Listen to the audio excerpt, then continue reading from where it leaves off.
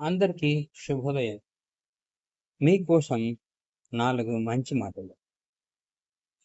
మిత్రులారా, కాలం నీకు ఎప్పుడూ ఏదో ఒక కథ చెబుతూ ఉంటుంది. నువ్వు ఊకొడుతూ వింటావని కాదు, నేర్చుకుంటావని.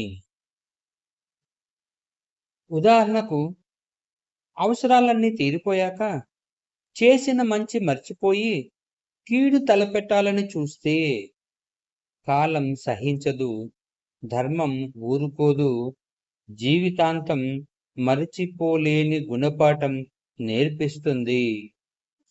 ఈ విషయాన్ని బాగా అర్థం చేసుకుని జీవితాన్ని గొప్పగా మలుచుకుంటారని ఆశిస్తూ, ఈ వీడియో నచ్చితే లైక్ చేయండి, కొత్తగా చూసేవారు సబ్స్క్రైబ్ చేయండి.